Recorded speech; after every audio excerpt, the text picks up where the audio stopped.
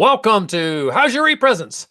This is How's Your E-Presence, produced by E-Presence, and I am Mark Galvin, your host, and this is the best of June. No, May. We're in June. This is the best of May show, and what we do here is we bring back as many guests as we can from last month, talk to them again, do a little highlight of what we talked about with them in that show so that you can get maybe a little snippet and go back and take a look at that show.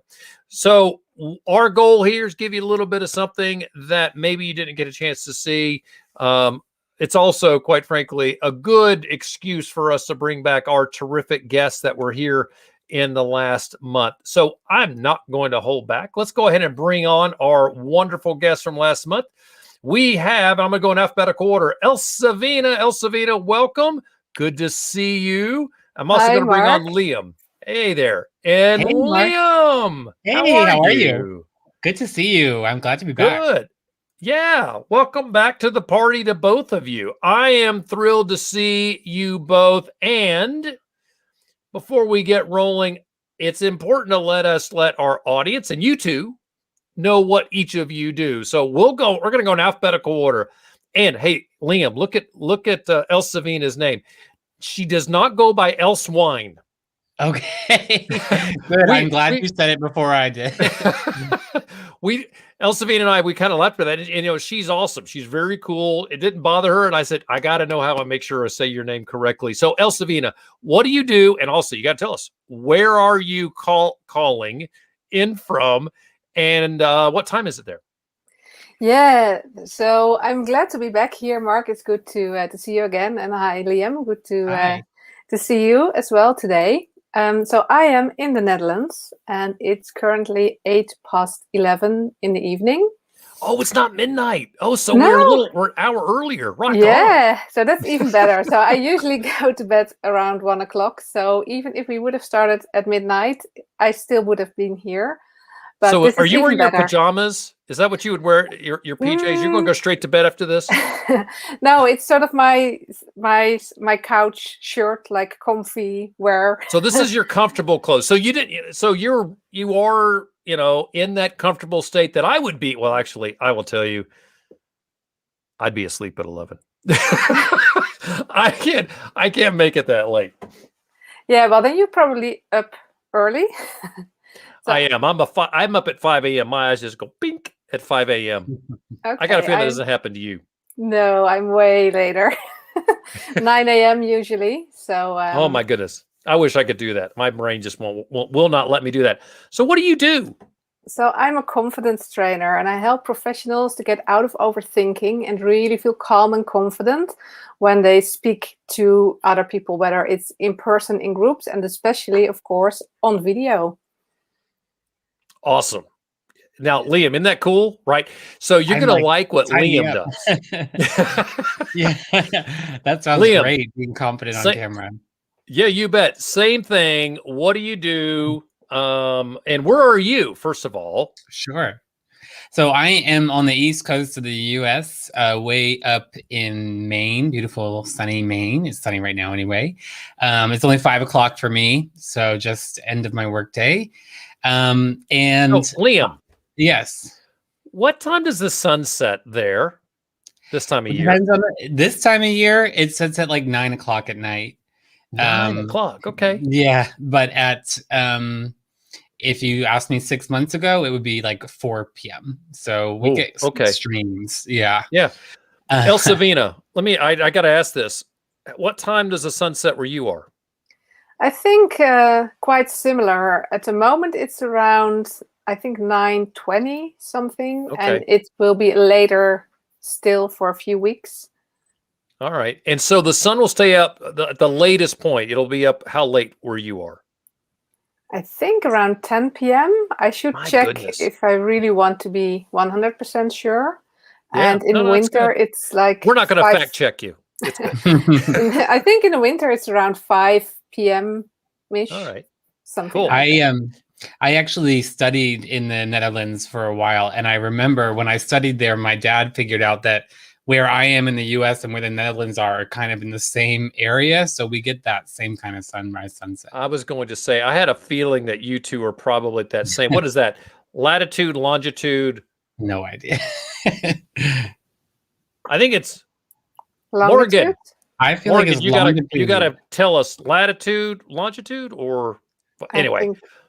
We'll let Morgan tell us the right one there. All right, Liam, I cut you off. What do you do? Yeah, sure. So I'm a content strategist and an SEO expert. So basically, I have a background in writing, and I help businesses use content, which is like a big catch-all term for things that you write, videos that you make, really anything that you produce.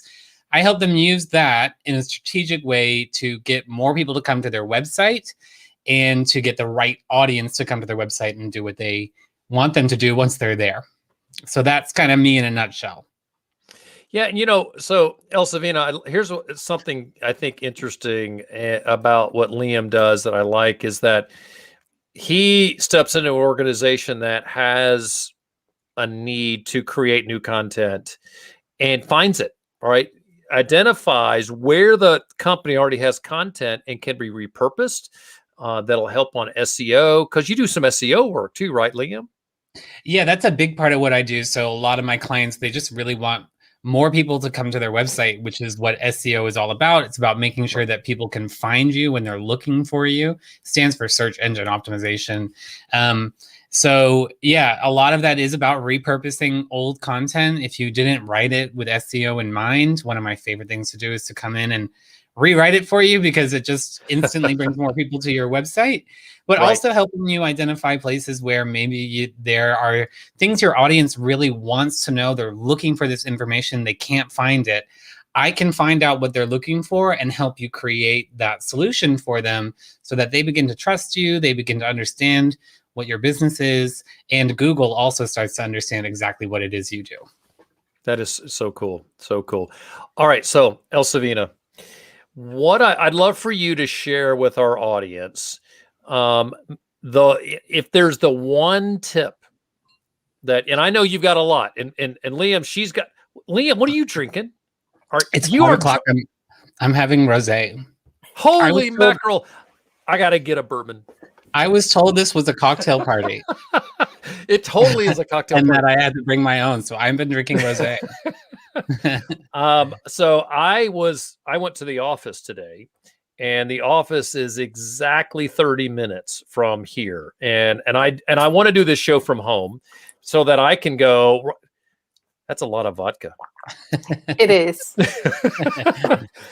So anyway, I want to make sure that I'm home at the end of the show. So I jumped in the car. I had a late breaking prospect call. And I barely made. I was sending Morgan the notes on the way in. I said, Morgan, I'm going to be there at 4:52. Tell everybody I'm coming. So I didn't get a chance to hit the bar. But Liam, I'm glad to see that you're drinking a rosé. What is there a brand of rosé you like? Yeah, I mean, this is not affiliate marketing at all, but it's called Dark Horse, and yeah, I got it all the way in my bar fridge on the other side of this room, so it's pretty good. Dark Horse rosé. All right. Yeah. Well, good to know. Yeah, it's all right. I'm enjoying it.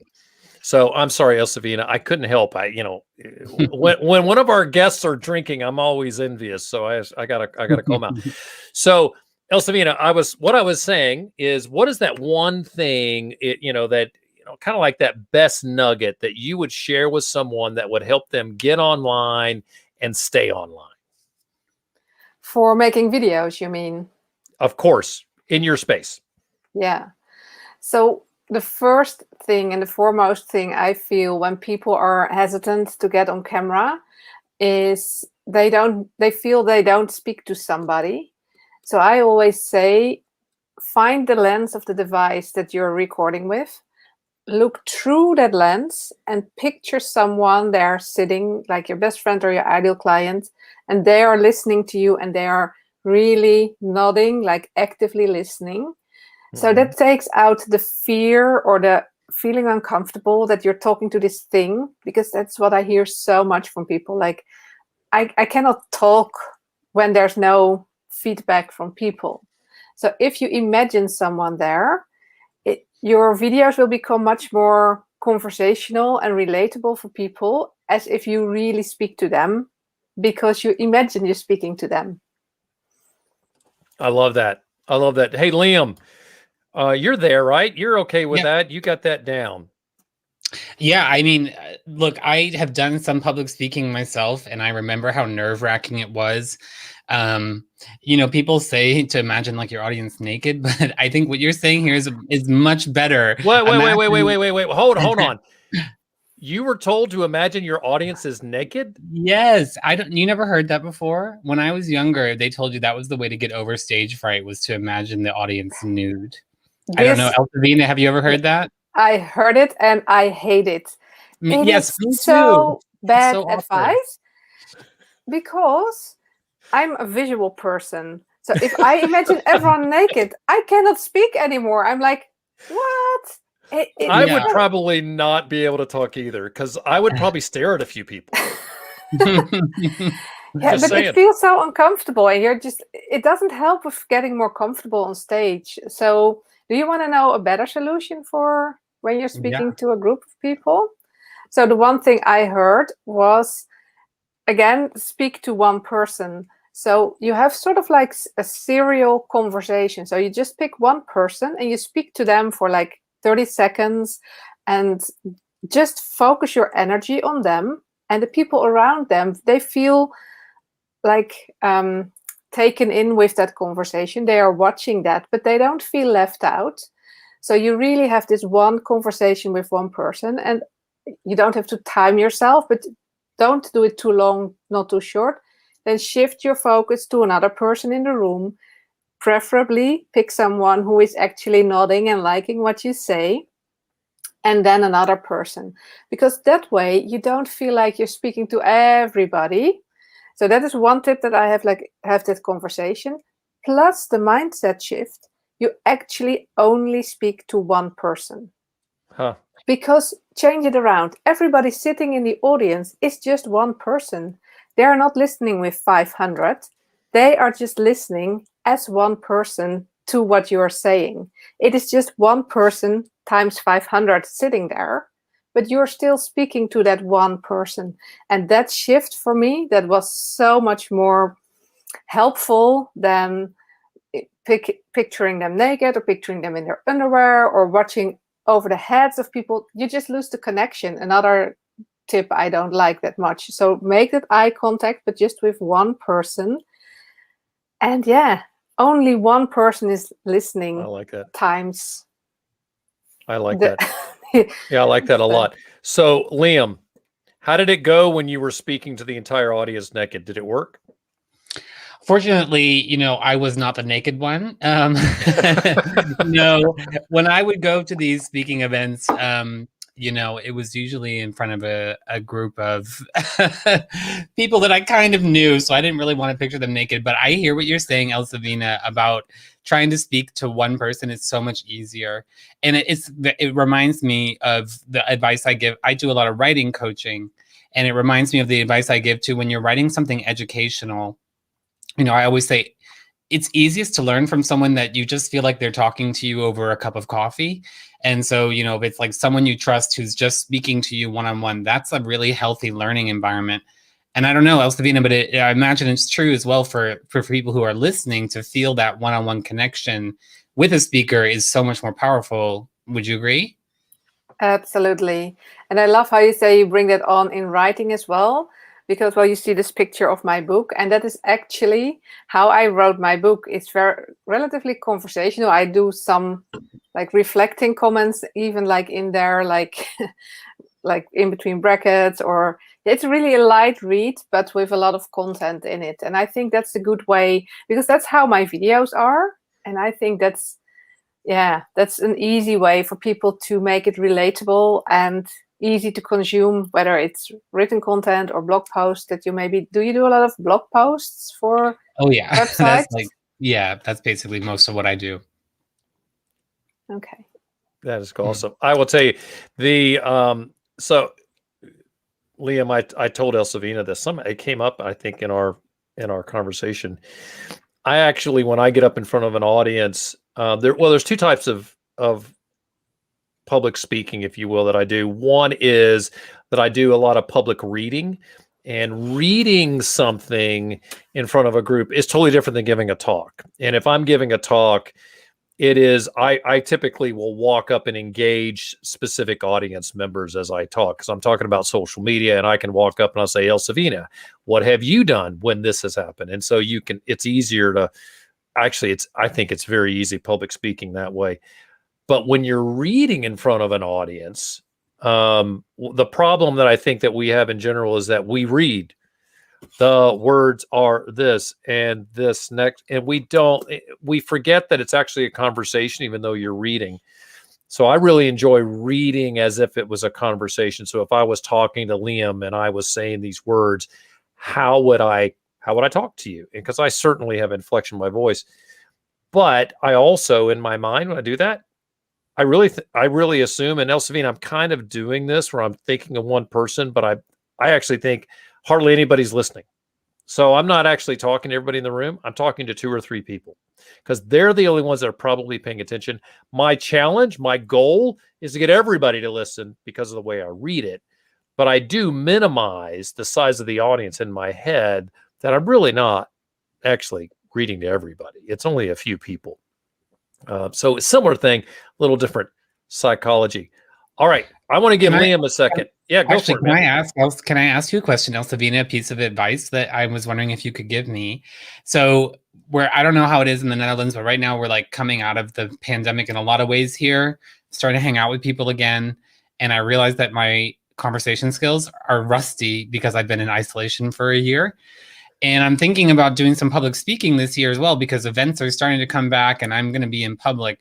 Do you have any advice on how to get comfortable again after you've been kind of not doing much public speaking for quite some time? Well, that's a good one. Yeah, that's such a good question. And it's so relatable for people, because it's same as with video, and I imagine the same with writing blog posts. If you don't do it for a year, it feels hard to sort of get back into this. So my most important thing is always to be yourself. So I do before public speaking, I always center myself. So I do some breathing exercises to really ground and center. So I don't know if you have like maybe martial arts or yoga or something like that, you could do physical stretches for your body. I always do a warm-up for my voice to be sort of prepared when you go speaking on stage. And how do you warm up your voice? Well, first is something I learned way back when I started out training as a speech therapist. Is very interesting. When you lick your teeth with your lips closed, so you do this, but then with your lips closed. Yeah. That's the first step.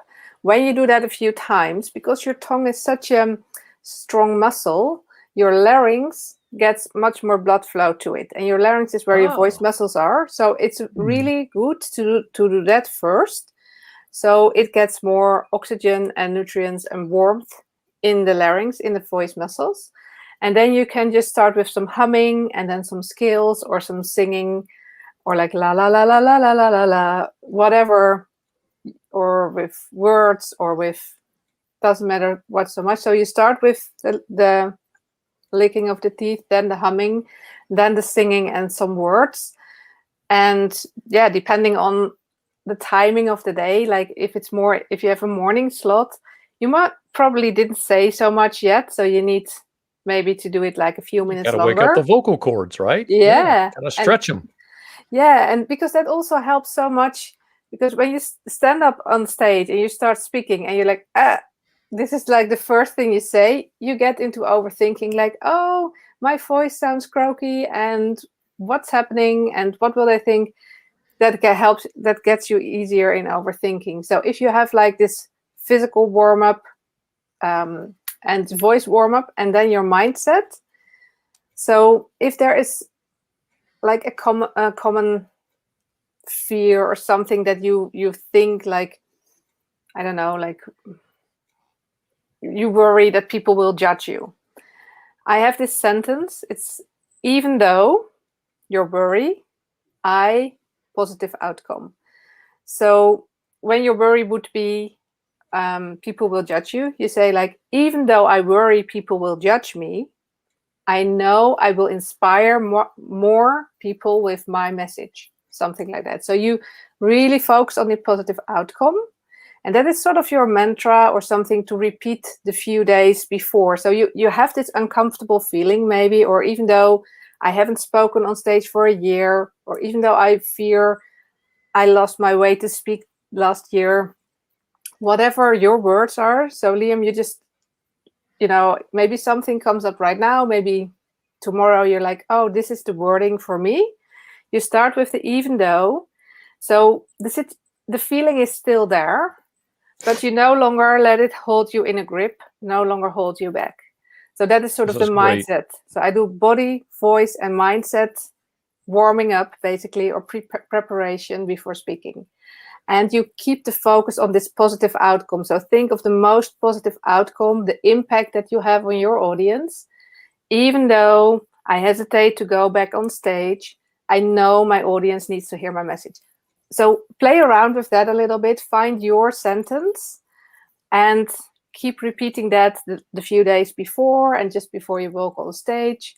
And then just imagine what they will take away from listening to you. And I think that's a good start.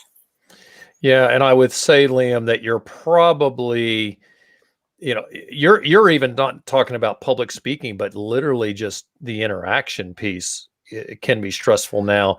That last tactic, I think, is brilliant. Walking into, I'm going to meet new people, even though like you have said, even though I've been isolated for this last year, I'm going to meet new people. I'm going to be able to grow my business. I'm going to, all those things. I think that's a really smart mental practice. I think it's a really good thing to do. You can apply that in so many different ways. And I've heard a lot recently that really focusing on almost trying to create the self-fulfilling prophecy of this is me now when it's not you now, right? I'm going to be comfortable in this group, or I am comfortable in the group. I am comfortable in this group. I am comfortable being around people again, whatever. I mean, and I'm totally making stuff up, and maybe none of those fit, but using that language can help fulfill what you really want to do. Liam, just because of time, I want to get to you, and I haven't done that yet. Sorry, I'm so glad I asked that question, though. That was a really good answer. Very, very helpful. Thank you, Elsa. So, there's a lot, what we've done a lot of things. I'm trying to remember now. So both of you have shared what you do, right? Haven't I? I've done that well, Sabina and Liam. You've gotten this chance to share. Here's the next question, and we're going to go backwards. We're going to go Liam and then Elsavina. So Liam, what is the one best example of something you've seen in your space where maybe you have done this, or you have a client that was able that, where you did this work on behalf of a client, or you see someone else do something really, really well in your space? Because it's a good, solid example. So someone who's listening, who maybe they don't quite understand what you do, can understand that. What is that one best thing? Sure. I'm going to talk about a case study that I just published because it's on my mind for my client. They're called Rounded. And basically they are a accounting software specifically for freelancers, which, as you can imagine, is like quite a wonderful thing right now because there's so many people who are trying to break free from the 9-to-5, or they're not going back to work after COVID. Right. And I use them. So I was their client first, and I loved their product, but I found that nobody else really knew about it. Like I did talk to my other freelancer friends, and they'd never heard of it. They weren't using it. So I very boldly sent them an email saying, look, I've been looking into your business. I find that nobody really knows who you are, and I want to help you be more known because I love this product so much. Can I do a content strategy for you and see where it goes? So that was 1.5 years ago, actually before COVID. And they hired me. We did the full content strategy. They were very happy with that. We executed the content strategy, which is even more important to me because often I'll do a content strategy and then I'll hand it over to the client and they don't ever execute it, which is a big, sad thing. But we actually executed it and it paid off massively. They saw a 77% increase in traffic to their website. Oh, awesome. And for some of the blogs, yeah, it was amazing. Like suddenly all this traffic coming in from people who were freelancers, people who were reading the articles, spending 5 or 6 minutes per page, just reading the information we were putting out there. And of course, all of our blogs also pushed people to go over to the free trial, which is like their main conversion point. So it was growing their business, also establishing them as like an actual, player in the space compared to, they're up against some really big companies like QuickBooks and Xero. So it was an uphill climb. We also revamped some of their old articles that they had written. I took them and just rewrote them a little bit. We republished them with a new date. And those articles saw 500% increase in traffic within 3 months, which is like rock on. If you know anything about SEO, that doesn't happen that often. That case study is on my website, and it's it walks you through the whole thing, what the strategy looks like, what actually happens. It's got screenshots of all this data, and I'm really proud of it. And it's exactly what I like to do for people. I love that. What's their website? Their website's called rounded.com.au. Because they're based in Australia, though they are expanding now. So you can also just go to rounded.io. And they're fantastic. Awesome. I mean, I love them, not just because they're my client, but because I'm theirs too. They are really good. That is so cool. All right, Elsavina, what is the single best thing you've seen in your space? Yeah, so I've been thinking about an example for this, Mark. And one of the things I did in my book is that I interviewed people. And why would I interview people? Because they are an example of how to use video in your business. And when you said this, I just immediately thought of one of them. He is a Hollywood actor, so he plays in Hallmark movies and series. So on there, of course, he is just playing the role on screen, and he has no connection with the camera. You're just, as you do, right. They shouldn't look into the camera. But next to that, he's also a mindset and health coach.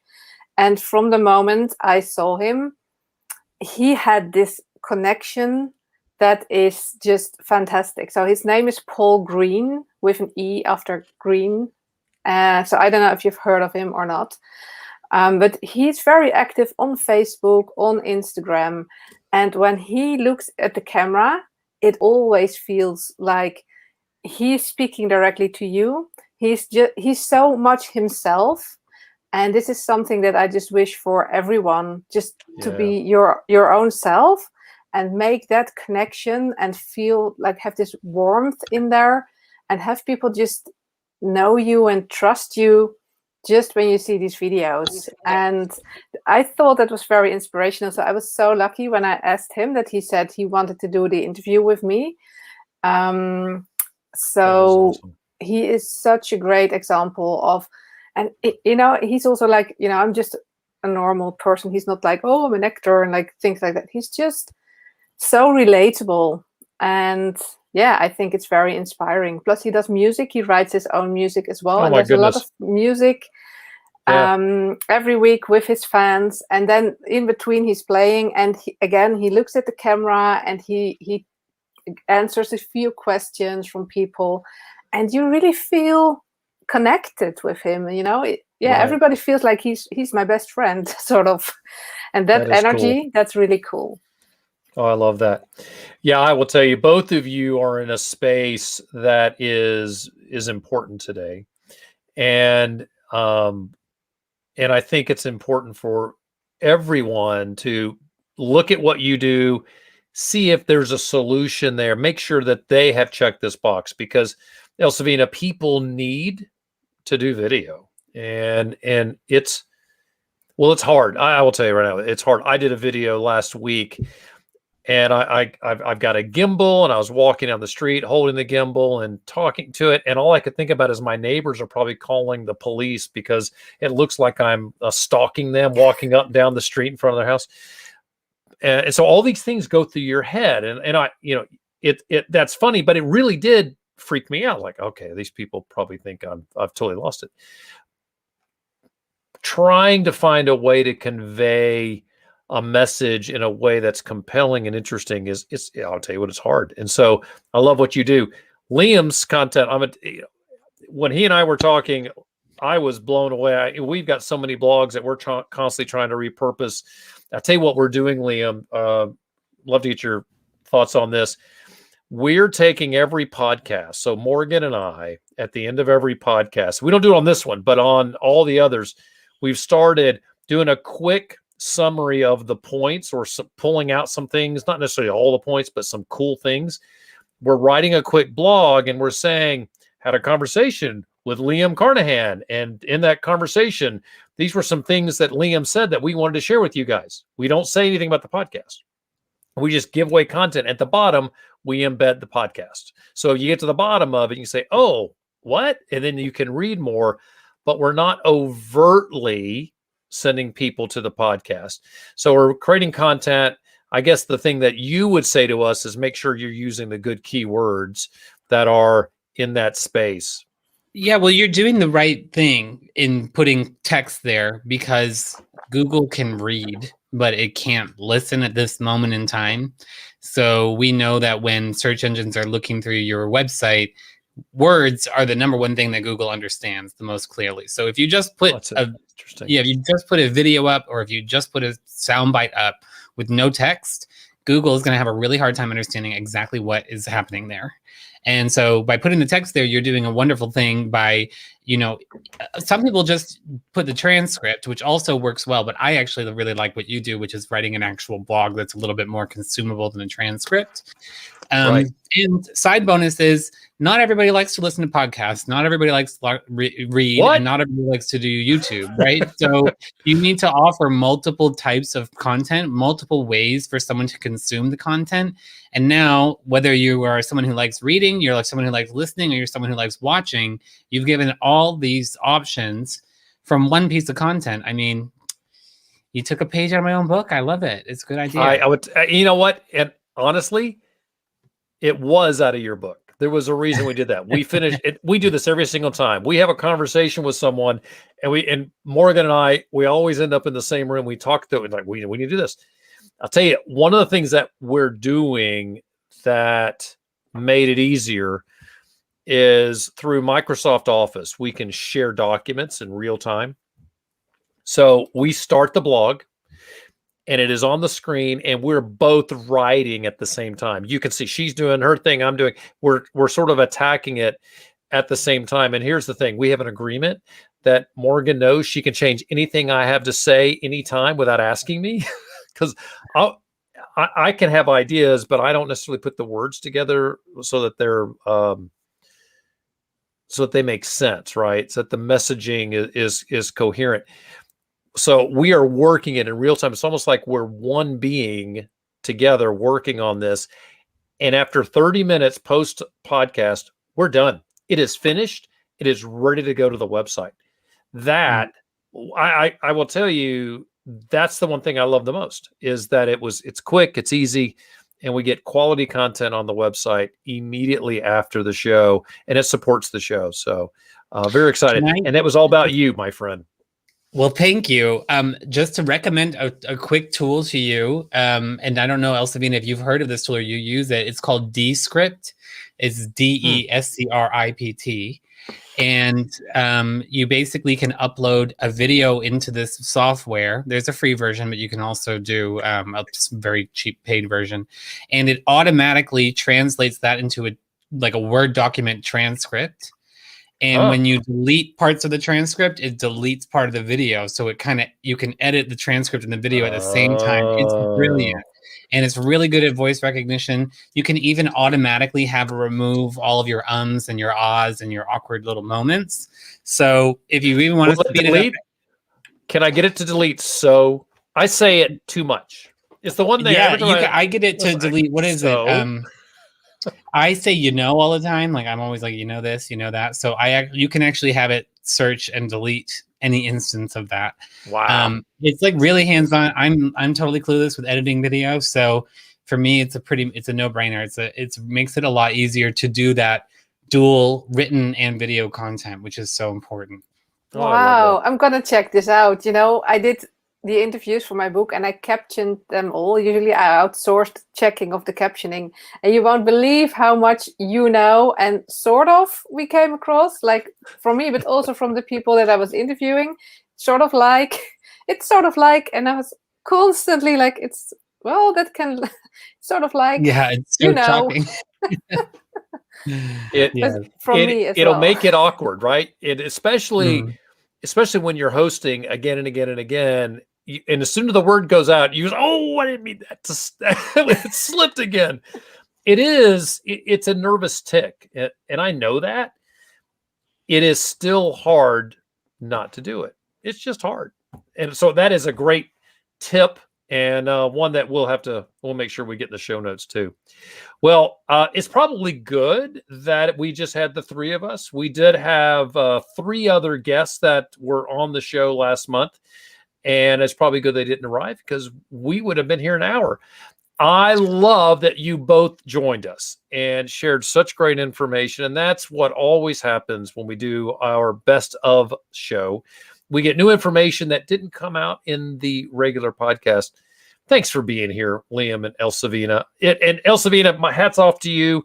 Yes, it's 11 o'clock. Yes, you don't go to bed till 1 a.m., but it's 11 o'clock. So thank you for joining us. Liam, I'm sorry I don't have a bourbon here. I'd lift it to you, give you a virtual toast. Thanks for joining us again. It's good to see you, sir. Let's stay in touch. And we're going to finish the show here, but if we'll make sure we connect you two, because there may be an opportunity for you two to connect as well. So don't go anywhere. Great. I'll be right back to talk to both of you in just a moment. For the rest of you, thanks for being here. This is the best of May. And you can see what we're doing is we're trying to share great quality content with you all the time that we can help you do a little better in small business or large business for that matter. For now, thanks for being here. I want to thank Morgan Wood, our producer. We appreciate all the work she does. Until next time, this is Mark Galvin with How's Your Represence.